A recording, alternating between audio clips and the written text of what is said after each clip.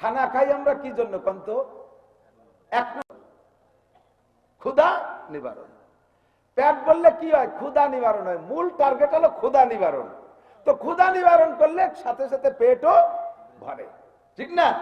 তো খানা খাই উদ্দেশ্য হলো, মূল হলো ক্ষুধা নিবারণ।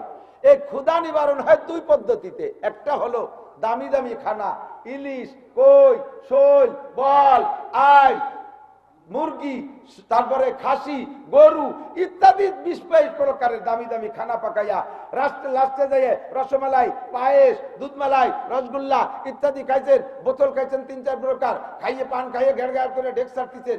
কিরম ঠেকতেছে কম দিই সেই সময়? আলহামদুলিল্লাহ, আল্লাহ এরম যেন সারা বছর চলে। পেট ভরছে না? ক্ষুধা নিবারণ হয়েছে না? এতেও ক্ষুধা নিবারণ হয়। আরেকটা আছে হলো ডাক্তাররা মেডিকেল সায়েন্সের তৈরি করছে ক্যাপসুল। একটা ক্যাপসুল খাইলে ক্ষুধা থাকে না, একটা ক্যাপসুল খাইলে ক্ষুধা থাকে না। তো 20 প্রকারের খাইয়েও ক্ষুধা নিবারণ করা যায়, একটা ক্যাপসুল খাইয়েও ক্ষুধা নিবারণ হয়। তাহলে 20 প্রকার খাওয়ায় যে মজা, ক্যাপসুল খালি কি সেই মজা? সেই মজা হবে? আরে ভাই, 30 পারা কোরআন শরীফ আলিফ লাম থেকে শুরু করে শেষ পর্যন্ত পড়া, 20 প্রকারের তরকারি দিয়ে খাইয়ে পেট ভরে ক্ষুধা নিবারণ করা, আর 3 কুলু হলো ক্যাপসুল খাইয়ে ক্ষুধা নিবারণ করা, তবে ক্ষুধা নিবারণ হয়। পড়ছেন না কুলু আল্লাহ? 10 পারা পেয়ে গেছেন। এইটা আপনি এখনই নিয়ত করেন যে আমার আব্বার আমল নামায় চলে যাক, সঙ্গে সঙ্গে চলে যাবে। নিয়ত রাখেন যে আজকের এই কুলু সূরাটার নেকি 10 পারার নেকি আমার আব্বা পেয়ে যাক, আমার মা পেয়ে যাক, সঙ্গে সঙ্গে পৌঁছে যাবে। এর জন্য মুনাজাত করা লাগবে না, এর জন্য মুখে বলা লাগবে না, নিয়ত করে পড়লি চলে যাবে। আল্লাহ আল্লাহ পাক আজরাইলকে বলে, আজরাইল পড়ো কুল হুয়াল্লাহু আহাদ। পড়ছে কুল হুয়াল্লাহু আহাদ, তারপরে পড়ো আল্লাহুস সামাদ। আল্লাহুস সামাদ, আল্লাহুস সামাদের মানে কি? আল্লাহ ওয়া মুকাফিক কি?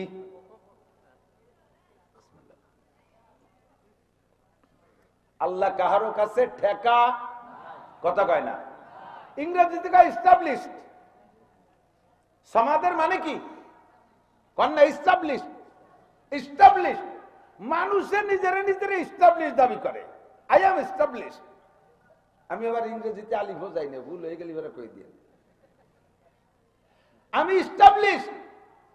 এস্টাবলিশ মানে স্বয়ং সম্পূর্ণ। এর তর্জমা কদ্দূর জানেন? আমি কাহারো কাছে কোনো কিছুতে ঠেকা না। আছেন কোন মানুষ? আছেন কোন মানুষ? শিল্পপতি কর্মচারীদের কাছে ঠেকা। কর্মচারীরা ধর্মঘট করে চলে গেলে শিল্পপতি টঙ্গে উঠে যাবে, ঠিক না? প্রধানমন্ত্রী ভোটারের কাছে ঠেকা। আমরা ভোটটা দিলি প্রধানমন্ত্রী তো কোন জায়গা থেকে, ঠিক না? বাংলাদেশের সর্বশ্রেষ্ঠ মানুষটা জাগতিক ভাবে প্রেসিডেন্ট, যাকে প্রধানমন্ত্রী স্যার বলতে হয়, সে মানুষটাও কার কার কাছে ঠেকা? উনার জুতো জোড়া যদি ময়লা হয়ে যায়, ও কি উনি কালি করতে পারে? তো উনার জুতো কালি এনে দেয় কেডা? মুসি। দেখেন প্রেসিডেন্টের মুসির কাছে ঠেকা, কিছুর আবার এস্টাবলিশ। উনার বাথরুম যদি লোড হয়ে যায়, প্রেসিডেন্টের বাথরুম যদি ভরে যায়, একে স্বরাষ্ট্রমন্ত্রী সাফ করে দেয়? পররাষ্ট্রমন্ত্রী সাফ করে দেয়? কোন মন্ত্রী যায়, কোন এমপি যায়, কোন নেতা যায়, কোন চেয়ারম্যান যায়, সাফ করে সুইপার মেথড। তাহলে প্রেসিডেন্ট হইয়া মেথরের কাছে ঠেকা, কিসির আবার এস্টাবলিশ? জগতে কেউ এস্টাবলিশ নাই। আপনাকে বিব্রত রহিতে আসে নাই কে হো আপনি পারে, সকলের তরে সকলি মুরা, প্রত্যেকে মুরা পরের তরে। কথা বলেন ঠিক কি না? আল্লাহুস সামাদ, এস্টাবলিশ একমাত্র কে? আর এস্টাবলিশের মানে গুলো স্বয়ং সম্পন্ন, কাহারো কাছে ঠেকা না। ও আজরাইল, আমি যদি 8 জন আরশ বহনকারী ফেরেশতার কাছে ঠেকা হই, তাহলে আমি সামাদ থাকি না।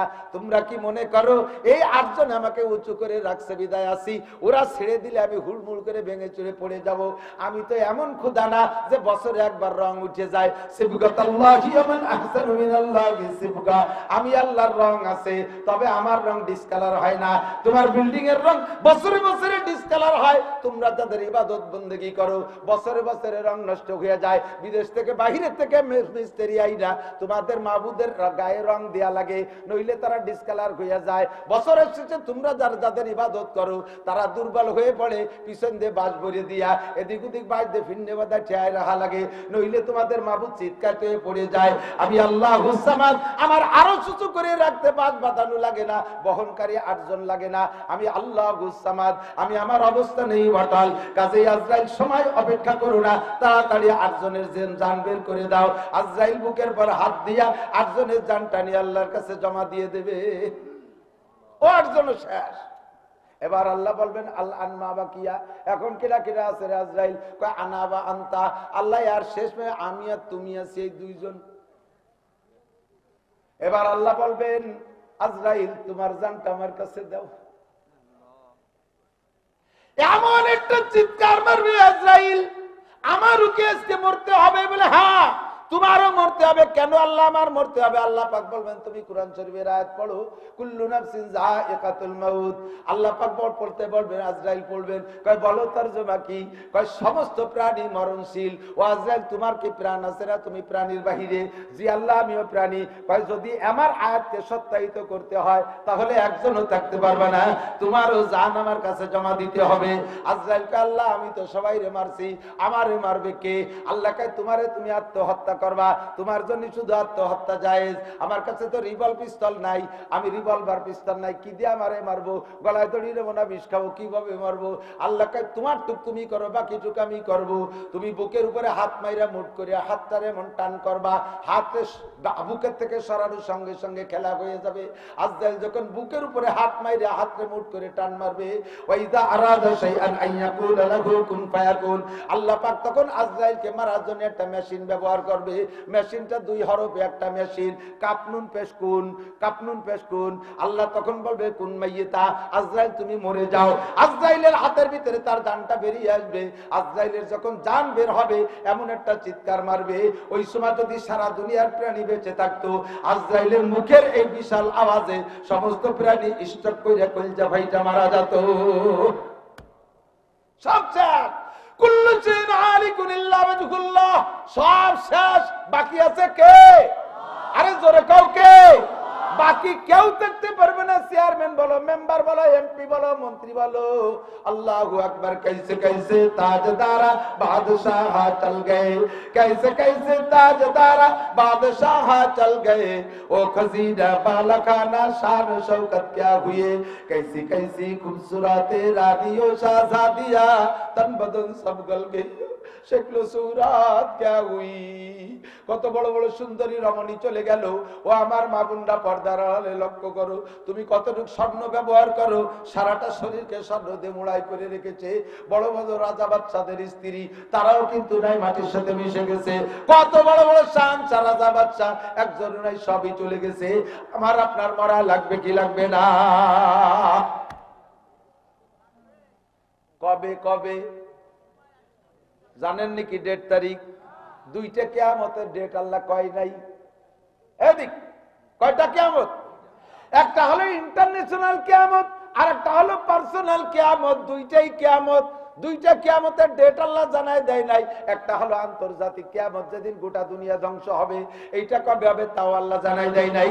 আর একটা হলো পার্সোনাল প্রাইভেট কিয়ামত, ব্যক্তিগত কিয়ামত। আল্লাহ নবী বলেন মাম্মা তাকাদ কিয়ামত কিয়ামতুহু, যে যেদিন মারা যায় তার কিয়ামত সেদিন হয়ে গেল। আমার এই 2টা কিয়ামতের ডেট আল্লাহ জানায় নাই। কথা বলেন ঠিক কি ঠিক না? কাজে আমি জানি না, এনি টাইম এভরিডে। একটু আগে ঘরে বসে বলতেছিলাম, আপনাদের এলাকা আগে বয়ান করেছেন আমাদের ধানকুড়া মাদ্রাসার মুহতামিম সাহেব ছিলেন হাফেজ হাবিবুর রহমান সাহেব, আমার চাচাতো ভাই। গত শুক্রবারের আগের শুক্রবারে গোসল কইরা সুন্দর করে সাজে গুজা জুমার নামাজ পড়তে যাইতেছেন। মসজিদার বাড়ির মাঝখান পর্যন্ত গেলে হঠাৎ করে সুগার ফেল করছে, ডায়াবেটিস। সুগার ফেল করে চাও সাথে গুল্লি দিয়ে পড়ে গেছে। আর এরপরে মাত্র 2 মিনিটের পরে আমার ভাইজান নাই, দুনিয়া থেকে চলে গেছে। উনিও জানে না যে আজকের জুমার নামাজ জয় পড়তে পারবো না, আমরা কেউ জানি না। আরে মানুষের মরণের পরে শোক হয়, তবে পার্থক্য আছে। এমন একটা তাজা না মানুষ হঠাৎ করে চলে গেল, আমরা বড় শোকাক্রান্ত, কোনো কাজ হবে না। আমাকে দিয়ে দুনিয়ায় যত চাহিদা থাকুক না কেন, আমার দিয়ে আমার সন্তানদের কত প্রয়োজন। কথা বলেন ঠিক কি ঠিক না? বাপ যতদিন কর্মঠ হয়, বাপের যতদিন ইনকাম থাকে, সন্তানরা অসহায় থাকে, বাপের মুখাপেক্ষী হয়ে থাকে, অতদিন পর্যন্ত সন্তানরা বাপের জন্য দোয়া করে। আল্লাহ, আমরা ছোট মোটো বাপ চলে গেলে আমাদের কি উপায় হবে? এজন্যই তারা বাপের জন্য দোয়া করে। যখন তারা কর্মঠ হয়ে যায় তখন আর বাপের বাপের প্রতি অত দরদ থাকে না। আমাকে যত প্রয়োজন হোক না কেন, নবজাতক দুধের বাচ্চা, এদিক নবজাতক দুধের বাচ্চা, মা তার জন্য কত প্রয়োজন, হাজারো প্রমাণ আপনাদের জানা আছে। বাচ্চাটা ডেলিভারি হয়েছে, বাচ্চা বেঁচে আছে, মা চইলা গেল, আছে না নাই কথা বলেন? দোস্তরে, এনি টাইম এভরিডে পাশেই আমাদের কবরস্থান, এই কবরে আমাকে যাইতে হবে। যার যার এলাকার থেকে আছেন কবরস্থান আছে, চলে যেতে হবে, মরণ অবধারিত। মরা পর্যন্ত যদি শেষ হইতো তাহলে কোনো সমস্যা ছিল না, মরে যাবো তো যাবো, কি আছে। কিন্তু মরা পর্যন্ত শেষ না, মরার পরেই হলো আসল কথা। কোন মরা পর্যন্ত শেষ হলে তো বাঁচছিলাম। এ ভাই, কাফেরদেরকে কিয়ামতে জাহান্নামে দেওয়ার পরে, জাহান্নামে দেওয়ার পরে আর জান্নাতীদেরকে জান্নাতে দেওয়ার পরে দুইজনের মাঝখানে একটা দুম্বা বানাইয়া আল্লাহ তাআলা জবাই দেবে ফেরেশতাকে দিয়ে। ফেরেশতারা যখন এটা জবাই করবে, জান্নাতীরা বলবে মা যাবাতা ইয়া রব্বানা বাইনা আইদিনা, আল্লাহ সামনের পর কি জবাই দিলে? আল্লাহ পাক বলবেন যাবাহতু মাউতাকুম, তোমাদের মরণকে জবাই দিয়ে দিছি। বোঝে নাই কথা? তোমাদের মৃত্যুকে, তার মানে মৃত্যু মরে গেছে, মরণ আর নাই। আল্লাহ এর মানে কয় যে কোনোদিন মরবা না। জান্নাতীরা বিশাল নিয়ামত পেয়ে যখন শুনবে যে মরবো না, এবার এদিক টাকান এমপি সাহেব 5 বছর ক্ষমতা পাইছে, 5 বছরে খুশিতে দেন, কি লাভ আছে? আর যদি বলা হতো যে একবার ভোট পাইয়ে জীবন ভরি তুমি এমপি, তাহলে কি দরারে সরাগান করতো? জান্নাত পাইয়া যখন শুনবে যে মরণ নাই, খুশিতেই লাভ শুরু হবে, দ্বিগুণ চৌগুণ 50 গুণ আনন্দ বেড়ে যাবে। ওদিকে জাহান্নামীরা বলবে মা যাবাতা বাইনা আইদিনা ইয়া রাব্বানা, আল্লাহ আমাদের সামনে কি জবাই করলে? আল্লাহ পাক বলবেন যাবাতু মাউতাকুম, তোমাদের মরণ জবাই করেছি। কয় মরণ জবাই করা মানে কি? কয় যেই জাহান্নামে ঢুকছো, ফি নারি জাহান্নামা খালিদিনা ফিহা আবাদা, অনাদি অনন্ত কালে জাহান্নামের মধ্যে থাকবা, এ জায়গা থেকে কোনো বের হওয়া হই নাই। দলীয় সরকার আসবে না, তোমাদের নির্বাচিত দলীয় সরকার আসবে না, যে সরকার তোমাদেরকে বের করে নেবে, ফি নারি জাহান্নামা খালিদিনা ফিহা আবাদা, এর মধ্যে চিরকাল চিরন্তন থাকতে হবে। কথা বলেন ঠিক কি ঠিক না? বন্ধুরে, এই খবর শোনার পরে জাহান্নামীদের সরগোল চিল্লাপাল্লা বাইরা যাবে, কান্নাকাটি শুরু হয়ে যাবে, আর বের হইতে পারবা না। কাজেই মরে যা পর্যন্ত যদি শেষ হইতো তাহলে যা খুশি তাই করতে, কিন্তু মরার পরে হবে আসল খেলা। মরার পরে প্রথম থানার নাম কবর। কথা কয় না? প্রথম থানার নাম কি?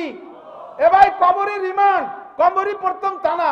দেখেন রিমান্ডে নেয়, নিয়ে জিজ্ঞাসা করে কিনা, জিজ্ঞাসা করে। কবরে জিজ্ঞাসা হবে প্রথম থানার ভিতরে, কি জিজ্ঞাসা হবে? মার রব্বুকা, তোমার রব কে? একটু বলেন কে? আরো জোরে কে? আরো জোরে কে? রব কে?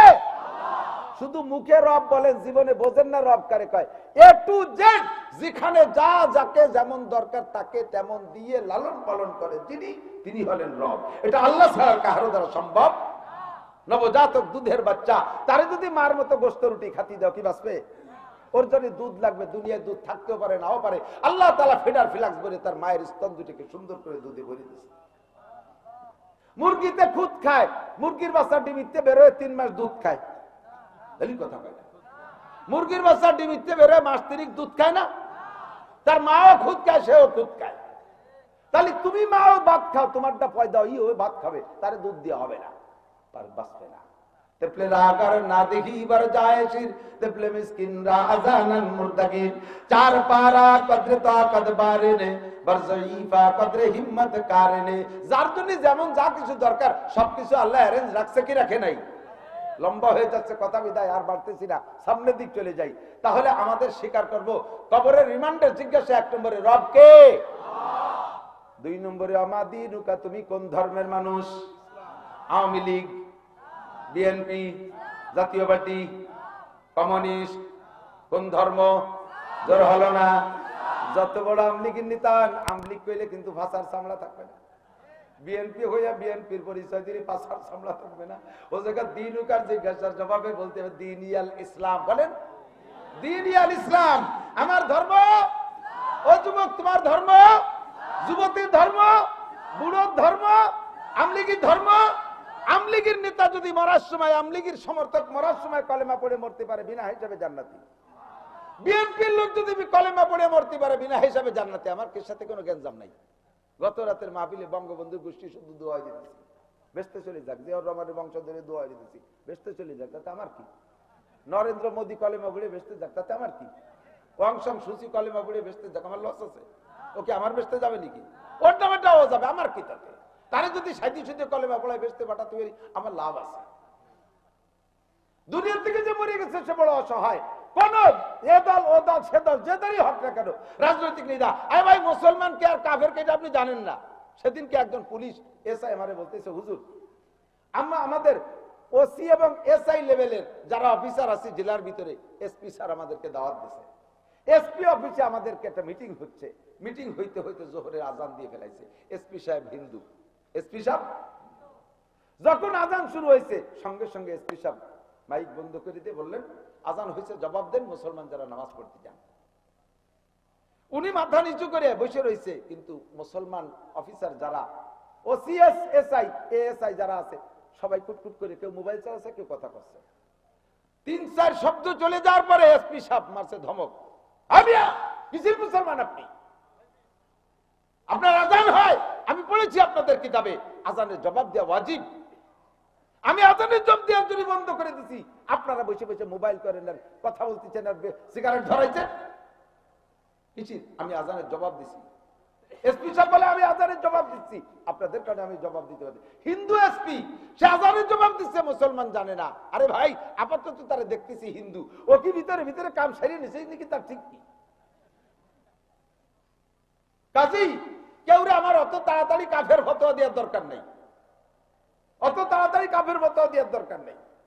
যে মারা গেছে তার জন্য দোয়া করেন, সে বড় অসহায়। দোয়া করলে সে যদি আমার দেশের মানুষ জান্নাতি হয়, কোনো লস আছে? কোনো লস আছে? দোয়া করবো আমরা, আল্লাহ সবাইকে মাফ করে দিক, বলেন আমিন।